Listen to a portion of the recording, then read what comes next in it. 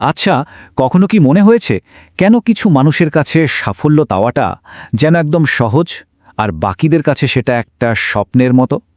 এই আলোচনাটা ঠিক এই ব্যাপারটাই পরিষ্কার করবে। আমরা দেখব যারা জেতে তাদের চিন্তাভাবনা আর কাজের পদ্ধতির পেছনে আসলে কোন কৌশলগুলো কাজ করে। চলুন একদম মূল প্রশ্নটা দিয়ে শুরু করি। যদি অন্যরা পারে, আমি পারব না কেন? বিশ্বাস করুন, এই একটা প্রশ্নই কিন্তু সাফল্যের পথে হাজারটা সম্ভাবনার দরজা খুলে দিতে পারে। আর এটাই হবে আমাদের আজকের আলোচনার মূল ভিত্তি। দেখুন, সাফল্যের প্রথম আর সবচেয়ে জরুরি ভিত্তিটাই হলো আমাদের অ্যাটিটিউড বা মনোভাব। এটাই হলো সেই অদৃশ্য রেখা যা জয়ী আর পরাজিতদের আলাদা করে দেয়। ব্যাপারটা অনেকটা এরকম, একটা মজবুত ভিত্তি ছাড়া যেমন মস্ত বড় দালান বানানো যায় না, ঠিক তেমনি পজিটিভ অ্যাটিটিউড ছাড়াও কিন্তু লম্বা সময়ের জন্য সাফল্য পাওয়া প্রায় অসম্ভব। আপনাদের একটা দারুণ গল্প শোনাই। হাফি নামে এক আফ্রিকান কৃষক ছিলেন। তার জীবন নিয়ে তিনি বেশ খুশি ছিলেন, কিন্তু একদিন এক জ্ঞানী লোক এসে তাকে হীরার ক্ষমতা আর ঐশ্বর্যের কথা শোনালেন। আর ঠিক তখন থেকেই হাফির মনে হতে থাকল তার যা আছে তা যথেষ্ট নয়। ব্যাস, হাফি তার সুন্দর খামারটা বিক্রি করে দিলেন আর হীরা খোঁজার জন্য সারা দুনিয়া চষে বেড়াতে লাগলেন। বহু বছর পর তিনি একদম নিঃস্ব আর হতাশ অবস্থায় মারা যান। আর ভাগ্যের কি অদ্ভুত খেলা দেখুন, যে নতুন মালিকের কাছে তিনি খামারটা বিক্রি করেছিলেন, সেই মালিক সেখানেই পৃথিবীর অন্যতম বড় একটা হীরার খনি খুঁজে পেলেন। হাফির গল্পটা থেকে আমরা কি শিখতে পারি? এটা আমাদের দেখায় যে একটা নেতিবাচক মনোভাব আর হাতের কাছে সুযোগকে অবহেলা করাটা কতটা ক্ষতিনাক হতে পারে। আমরা প্রায়ই অনেক বড় সুযোগের খোঁজে দূরে ছুটে যাই, কিন্তু আসল সম্পদ হয়তো আমাদের পায়ের নিচেই অপেক্ষা করছে। আচ্ছা, অ্যাটিটিউড যদি সাফল্যের ভিত্তি হয়, তাহলে এর ইঞ্জিনটা কি বলুন তো? চলুন এবার আমরা সাফল্যের সেই ভেতরের ইঞ্জিনের দিকে তাকাই, যা আমাদের কাজ করতে আর নিজেদের ওপর বিশ্বাস রাখতে সাহায্য করে। মজার ব্যাপার হলো, সফল হওয়ার জন্য কি করতে হবে তা কিন্তু আমরা কমবেশি সবাই জানি। আসল সমস্যাটা জ্ঞানের অভাব নয়, সমস্যাটা হলো কাজটা শুরু না করা। আর দীর্ঘস্থায়ী প্রেরণাটা আসে নিজের ভেতরের একটা শক্তিশালী কেন থেকে। যখন উদ্দেশ্যটা একদম পরিষ্কার থাকে, তখন প্রেরণা আর খুঁজে বেড়াতে হয় না, ওটা নিজে থেকেই চলে আসে। প্রেরণার শক্তিটা ঠিক কতটা তা বুঝতে একটা গল্প বলি। একটা ফুটবল দলের রিজার্ভ বেঞ্চে এক খেলোয়াড় বসে থাকত, যে কিনা খেলার সুযোগই পেত না। তো ফাইনাল ম্যাচের ঠিক আগে তার বাবা মারা গেলেন। সে তখন কোচের কাছে গিয়ে খেলার জন্য অনুরোধ করল। আর ফলাফল কী হলো জানেন? ছেলেটা সেদিন মাঠে নেমে অবিশ্বাস্য খেলেছিল।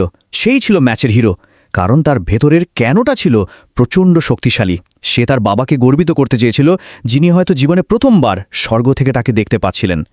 ভেতরের কেনটা যখন এতটাই পাওয়ারফুল হয়, তখন চেষ্টাও অপ্রতিরোধ্য হয়ে ওঠে। আত্মসম্মান আর আত্মবিশ্বাস আমাদের কোথায় নিয়ে যেতে পারে? উইলমা রুডলফের গল্পটাই এর সবচেয়ে বড় প্রমাণ।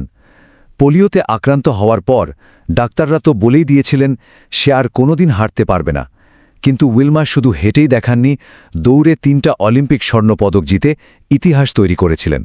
তো ভেতরের মানসিকতার দিকটা তো তৈরি হলো। এবার চলুন কিছু বাইরের কৌশলের দিকে নজর দেওয়া যাক, যা আমাদের অন্যদের সাথে ভালো সম্পর্ক গড়তে আর আমাদের ভবিষ্যৎ পরিকল্পনা করতে সাহায্য করবে। স্বপ্ন দেখার লক্ষ্য ঠিক করার মধ্যে কিন্তু একটা বড় পার্থক্য আছে। স্বপ্নগুলো অস্পষ্ট হতে পারে, কিন্তু লক্ষ্যকে হতে হবে স্মার্ট। মানে লক্ষ্যটা হতে হবে সুনির্দিষ্ট বা স্পেসিফিক, যা মাপা যায় বা মেজারেবল, যা অর্জন করা সম্ভব বা অ্যাচিভেবল, প্রাসঙ্গিক বা রেলিভেন্ট, আর একটা নির্দিষ্ট সময়ের মধ্যে শেষ করার মতো বা টাইম বাউন্ড। এই ধরনের পরিষ্কার লক্ষ্যই আমাদের ঠিক পথে এগিয়ে নিয়ে যায়। ফ্লোরেন্স চ্যাডউইক নামে একজন সাঁতারু ইংলিশ চ্যানেল পাড়ি দেওয়ার সময় তীরের খুব কাছে এসেও হাল ছেড়ে দিয়েছিলেন। কারণটা কি জানেন? কারণ ঘন কুয়াশার জন্য তিনি তীরটা দেখতে পাচ্ছিলেন না। পরে তিনি বলেছিলেন, আমি যদি তীরটা দেখতে পেতাম, আমি ঠিকই পারতাম। লক্ষ্য যখন চোখের সামনে থাকে, তখন এগিয়ে যাওয়ার শক্তিটাও অনেক বেড়ে যায়। মানুষের সাথে ভালো সম্পর্ক তৈরির মূল সূত্রটা একটা সহজ বাক্যেই বলা যায়, জীবন একটা প্রতিধ্বনির মতো, যা দেবেন ঠিক তাই ফেরত পাবেন। যেমনটা হয়েছিল এক রুটিওয়ালা আর মাখন বিক্রেতার গল্পে। রুটিওয়ালা অভিযোগ করেছিল যে মাখন বিক্রেতা তাকে কম ওজনের মাখন দিচ্ছে। পরে জানা গেল মাখন বিক্রেতা আসলে রুটিওয়ালার দেওয়া 1 পাউন্ড রুটির বাটখারা দিয়েই মাখন মেপে দিচ্ছিল। মানে সে যা দিচ্ছিল ঠিক সেটাই ফেরত পাচ্ছিল। আচ্ছা, সাফল্যকে কিভাবে একটা অভ্যাসে পরিণত করা যায়? উত্তরটা লুকিয়ে আছে আমাদের প্রতিদিনকার অভ্যাসের মধ্যে। প্রতিদিনের ছোট ছোট ভালো কাজের মাধ্যমে আমরা আমাদের অবচেতন মনকে সাফল্যের জন্য তৈরি করে ফেলতে পারি। আমাদের মনটা অনেকটা একটা বাগানের মতো, এটাকে খালি রাখা যায় না। যদি আমরা বুঝে শুনে ভালো ফুলের চারা না লাগাই তাহলে আগাছা কিন্তু নিজে থেকেই জায়গা করে নেবে। তাই প্রশ্নটা হলো, আমরা আমাদের মনের বাগানে কোন বীজটা বুনতে চাই? সাফল্যকে অভ্যাসে পরিণত করতে একটা সহজ পরিকল্পনা ফলো করা যায়। যেমন শুরুটা হতে পারে খুবই ছোট করে, দিনে মাত্র 2 মিনিট দিয়ে। এরপর ধীরে ধীরে নিজের চারপাশের পরিবেশটাকে সাজিয়ে নেওয়া আর নিজেকে জবাবদিহিতার মধ্যে রাখা। মনে রাখতে হবে, বড় পরিবর্তনগুলো কিন্তু সবসময় ছোট ছোট ধারাবাহিক পদক্ষেপের ফলেই আসে। মনোভাব, প্রেরণা, লক্ষ্য আর অভ্যাস এই সবগুলোকে একসাথে বেঁধে রাখে একটা চূড়ান্ত শক্তি। আর সেটা হলো একটা পরিষ্কার মূল্যবোধ আর অর্থপূর্ণ লক্ষ্য নিয়ে জীবনযাপন করা।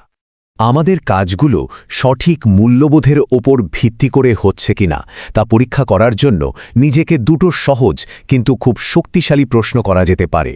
আমার এই কাজটা দেখলে আমার মা কি গর্বিত হবেন? আর আমার সন্তান কি এই কাজের জন্য আমাকে সম্মান করবে? এই দুটো প্রশ্নই যে কোনো সিদ্ধান্তের সময় আমাদের নৈতিক কম্পাস হিসেবে কাজ করতে পারে। রাজা মিরাসের গল্পটা আমাদের ভুল মূল্যবোধের পেছনে ছোটার বিপদ সম্পর্কে মনে করিয়ে দেয়। তিনি সোনার লোভে তার সবচেয়ে দামি সম্পদ, তার প্রিয় মেয়েকেই হারিয়ে ফেলেছিলেন। তাই আমাদের নিশ্চিত করতে হবে যে আমরা যার পেছনে ছুটছি তা যেন আসলেই আমাদের কাছে মূল্যবান হয়। তাহলে সংক্ষেপে, জেতার পথটাই কয়েকটা মূল স্তম্ভের উপর দাঁড়িয়ে আছে।